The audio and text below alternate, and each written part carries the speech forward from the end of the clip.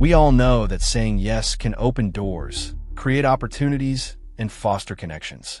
But what about its often underestimated counterpart? No?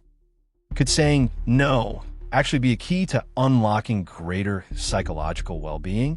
In this video, we'll explore the surprising power of saying no.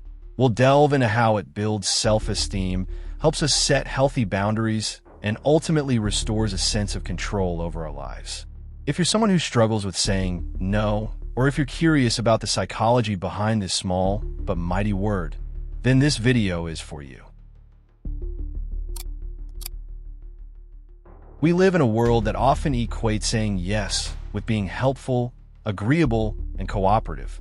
From a young age, we're encouraged to say yes to requests from our parents, teachers, and peers. We learn that saying yes can lead to approval, acceptance, and rewards. As we grow older, this conditioning continues, shaping our behavior in our relationships, our careers, and our social interactions. The ability to say yes is undoubtedly important. It allows us to embrace new experiences, to connect with others, and to contribute to our communities. However, an overdeveloped yes muscle can come at a significant cost to our psychological well-being. When we consistently prioritize saying yes over our own needs and boundaries, we can find ourselves feeling overwhelmed, resentful, and out of control. The word no is a small but incredibly powerful word. It represents a boundary, a limit, a declaration of our own needs and desires. Yet, for many people, saying no can feel incredibly difficult. It can trigger feelings of guilt, anxiety, and fear. We worry about disappointing others, damaging relationships, or missing out on opportunities. This difficulty with saying no often stems from a variety of psychological factors. Fear of rejection. One of the most common reasons we struggle to say no is the fear of rejection. We worry that if we say no to a request, the other person will be angry, disappointed, or will no longer like us. This fear can be particularly strong in close relationships, where we deeply value the connection and approval of the other person. Guilt. We may feel guilty about saying no, especially if the request comes from someone we care about or someone who is in need. We may worry that we are being selfish, unkind, or unhelpful. This guilt can be a powerful motivator, driving us to say yes, even when it's not in our best interest. Low self-esteem. People with low self-esteem often struggle with saying no because they don't believe that their own needs and desires are important. They may feel that they don't deserve to say no, or that their own needs are less valid than those of others. People-pleasing tendencies. Some people have a strong desire to please others and to avoid conflict at all costs. They may have learned that saying yes is the best way to gain approval and maintain harmony in their relationships. This people-pleasing tendency can make it very difficult to say no, even when they're feeling overwhelmed or resentful. Lack of assertiveness. Assertiveness is the ability to express one's needs and opinions in a clear, direct, and respectful manner. People who lack assertiveness may struggle to say no because they don't know how to express their boundaries effectively. They may resort to passive or passive-aggressive behavior, which can further erode their sense of control and self-esteem. Fear of missing out. FOMO. In today's fast-paced, opportunity-filled world, we often experience the fear of missing out. We worry that if we say no to an invitation or a project, we will miss out on a valuable experience or a chance to connect with others. This fear can make it difficult to prioritize our own needs and to say no to requests that don't align with our goals or values. However, the inability to say no can have significant consequences for our psychological well-being. When we consistently overcommit ourselves and neglect our own needs, we can experience stress and burnout. Saying yes to too many requests can lead to feeling overwhelmed, overworked, and exhausted. We may struggle to keep up with our commitments, leading to chronic stress and burnout. Resentment. When we constantly say yes to things we don't want to do, we may start to feel resentful towards the person making the request or towards the situation itself. This resentment can erode our relationships and lead to feelings of anger and bitterness. Loss of control.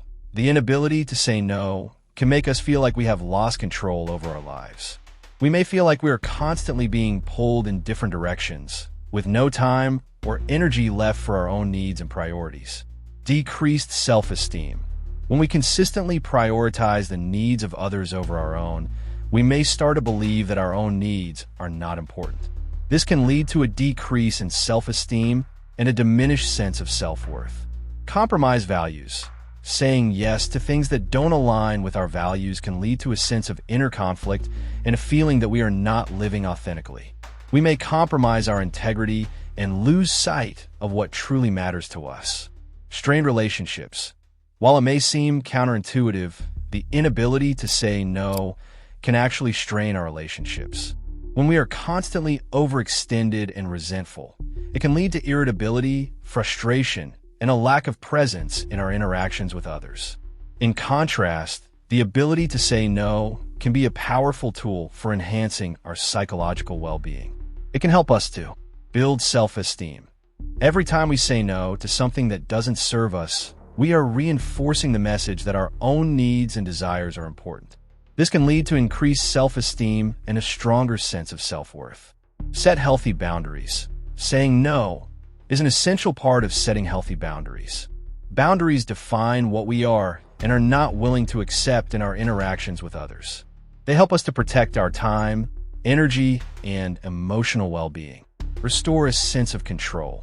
When we say no to things that overwhelm us or don't align with our priorities, we're taking back control of our lives. We are making conscious choices about how we spend our time and energy, rather than feeling like we are at the mercy of others' demands. Reduce stress and burnout. By saying no to overcommitment, we can reduce our stress levels and prevent burnout.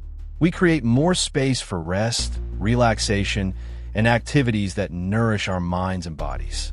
Improve relationships. When we are able to say no assertively and respectfully, we can actually improve our relationships. We communicate our needs clearly, which can lead to healthier and more balanced interactions. Increase authenticity. Saying no allows us to live more authentically in alignment with our values and priorities. We are able to say yes to the things that truly matter to us and to decline requests that would compromise our integrity. So, how can we become more comfortable with saying no? It's a skill that can be developed over time with practice and patience. Here are some strategies that can help.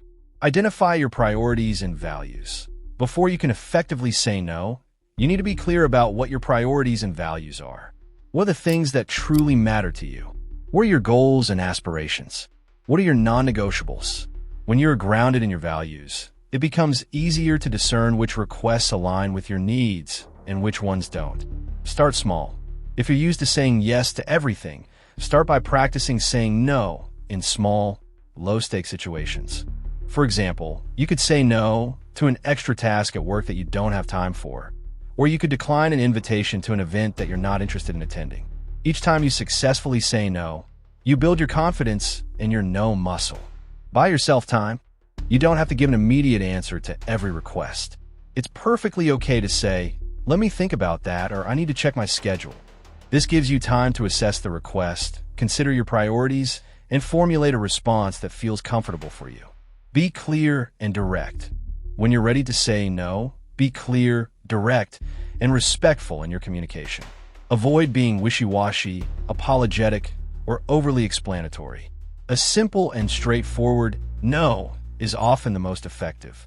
You don't need to justify your no. While it's often helpful to provide a brief explanation for your no, you don't need to justify or over-explain your decision. You have the right to say no simply because it doesn't feel right for you. Practice assertive communication. Assertiveness is key to saying no effectively. Practice expressing your needs and opinions in a clear, direct, and respectful manner. Use I statements to communicate your perspective and avoid blaming or accusing the other person. Manage your guilt. It's natural to feel some guilt when saying no, especially if you're used to being a people pleaser. However, it's important to remember that you are not responsible for other people's feelings. You have a right to prioritize your own needs and well-being. Acknowledge your guilt, but don't let it control your decisions. Remind yourself of the reasons why you're saying no and the benefits of doing so. Reframe your thinking. Challenge the negative beliefs you have about saying no. Do you believe that saying no makes you a bad person? Do you worry that people will stop liking you if you say no?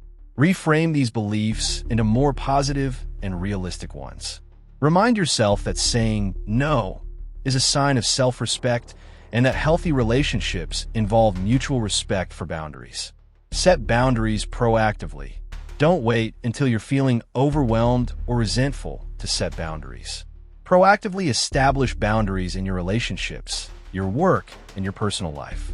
Communicate your boundaries clearly and consistently, and be prepared to enforce them when necessary. Learn to say no to the good stuff too. It's not just about saying no to things you don't want to do. It's also about saying no to good opportunities that don't align with your priorities. This can be even more challenging, as it requires us to make conscious choices about how we want to spend our limited time and energy. Surround yourself with supportive people. Surround yourself with people who respect your boundaries and support your right to say no. Avoid people who try to guilt you, manipulate you, or pressure you into doing things you don't want to do. Celebrate your no's. Acknowledge and celebrate your successes in saying no. Each time you successfully assert your boundaries, you are strengthening your self-esteem and taking back control of your life. Be patient and persistent. Learning to say no is a process that takes time and practice. Don't get discouraged if you slip up or feel guilty at first. Keep practicing, and eventually, saying no will become easier and more natural. The psychological power of saying no is immense. It's a key to building self-esteem, setting healthy boundaries, and restoring a sense of control over our lives. By learning to say no effectively, we can break free from the cycle of overcommitment, resentment, and burnout, and create a life that is more aligned with our needs, values, and aspirations.